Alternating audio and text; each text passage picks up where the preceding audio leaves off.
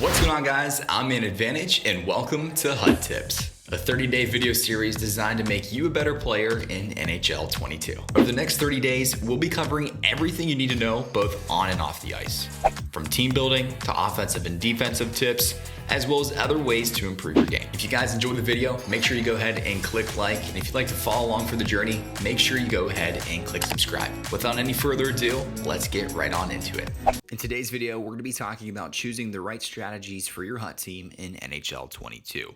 Now, the first thing about strategies that's a little bit misconceived is that they should be the same for every single player. In my opinion, that's certainly not the case. In fact, they should complement your playstyle, because having the wrong strategies can certainly hurt your game, but having the right strategies that match your playstyle and how you play can certainly be the difference between a win and a loss. So in today's video, I'm going to be diving into my strategies, how I use them, and how they show up on the ice.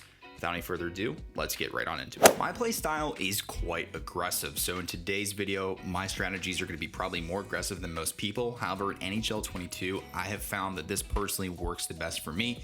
I've come up against it this way, so I figured if you can't beat them, join them, and here's how you're going to do it. So the first thing I select is the 1-2-2 aggressive forecheck. A lot of players only like to force play up the boards, and this is one where you can take advantage of it, especially if you are forechecking heavy. So let's take a look at an example here real quick. As you can see, I'm chasing this player around on the boards. He has the puck behind the net, and I'm changing players. So I'm changing players where I anticipate that puck to go so I can make the play before he does. And as you can see here, it's going to lead to a very easy goal for me. Having your players in the right position in order to anticipate those plays is also important. So I like to have the 1-2-2 blue, where my defenders are going to hang out near that opposing opponent's blue line, so I can defend those breakouts and make the aggressive play beforehand. The next thing that I like to look at here is the trap and forecheck slider. I have it all the way out to maxed out on the forecheck side, and obviously there's a reason for that. Forechecks in this game are pretty OP, especially with the poke check. So let's take a look here at another example. As you can see, I'm forechecking the heck out of this opponent, and that forecheck is going to lead to another very, very easy goal as he's trying to force that play up the board. So that's the reason why I like to have the forecheck slider all the way maxed out. Now, keep in mind, with all these strategies, you can change the majority of these ones here on the team strategy side in game. So I do recommend doing that depending on how that game is going for you. However, if things are going phenomenal, I would not change them. An example of that is full attack. So I like to ramp this one up. For the majority of the game, I found that if I keep my foot on the gas on my opponent, they're bound to make a mistake.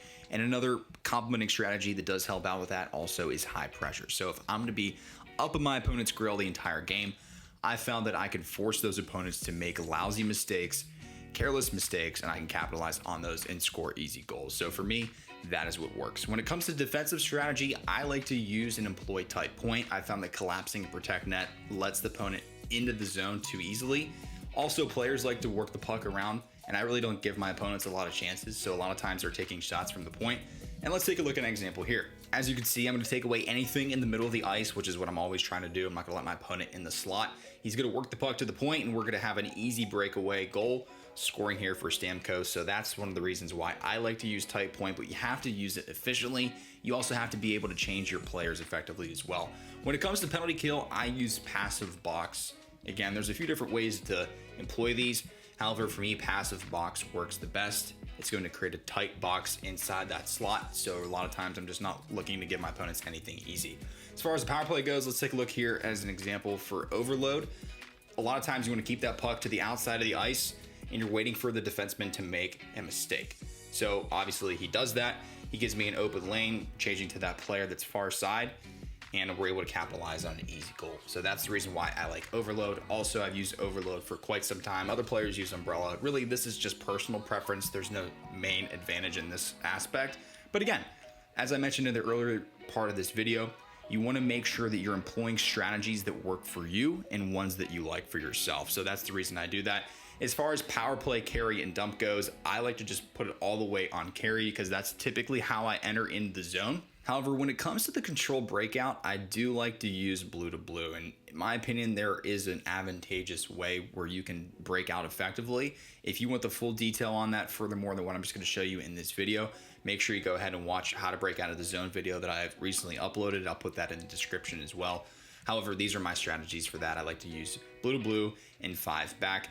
However, where it really comes into play is in leave zone early. So that means your players are going to actually start to move up the ice, and you can take advantage of that. One of the ways I like to do that is with a lob pass. So as you can see right here, I'm going to lob it up to my Matt Duchene center. We're gonna get the easy sauce pass, and we're gonna have an easy goal. So that's another way where you can exploit your opponent.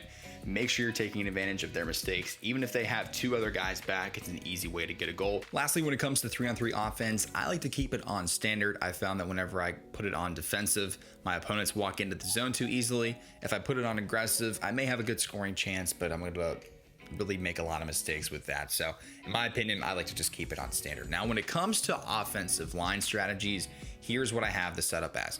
Behind the net is the meta in this game, so I do keep it on behind the net. Carry and dump is going to be fully maxed out on dump, and also cycle and shoot is going to be up too. So let's take a look at how this is utilized. I'm just going to give you a quick example here.